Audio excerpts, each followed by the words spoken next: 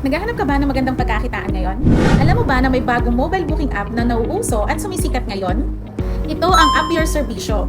Ano nga bang AYS? This is the Philippines' first nationwide mobile booking app marketplace for services. Dito, ang trabaho at serbisyo naman ang mabubook mo. Mayroong dalawang paraan para kumita dito kay AYS. Pwede ka maging service provider and pwede ka din mag-neopreneur or franchise.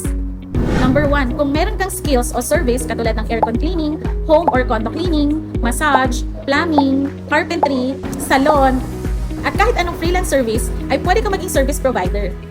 Pwede ka mag-apply dito sa app namin at i-register natin ang mga skills o service mo para magkaroon ka ng mas marami pang client or customers.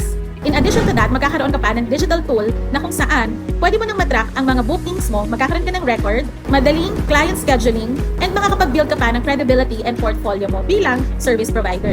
Ano ang mga requirements? Kailangan mo lang mag-submit ng iyong NBI or police clearance. Number 2, proof of skills kagaya ng mga COE, NC2, or certifications related to your service or recommendation letters by your clients, and valid government ID. Magkano naman ang pwede mong kitain? Na dito kay App Your Servicio, you decide on your price, time, and location kung saan mo gusto makareceive ng booking. Halimbawa, ang presyo mo ay 500 per check-up or per hour, dadagdagan yan ni App Your Servicio ng 22% as platform fee. So, 610 ang makikita ni customer na presyo ng iyong serbisyo sa loob ng app namin. At kung ikaw naman ay naghahanap ng magandang negosyo, pwede ka maging partner ni Upreneur ni App Your Servicio. Mga kakilala kang mga service provider, individual, freelancers, o company with services, ay pwede mo na silang ipasok dito kay AYS. Paano nga ba pwedeng kumita?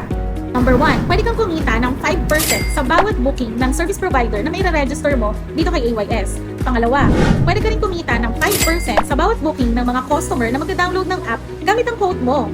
At pangatlo, pwede kang kumita ng 1% sa lahat ng service providers booking ng mga neopreneur mo. Kaya mag-message ka na kung anong gusto mo sa dalawang iyon. Tara na at i-maximize natin ang napakagandang opportunity na ito.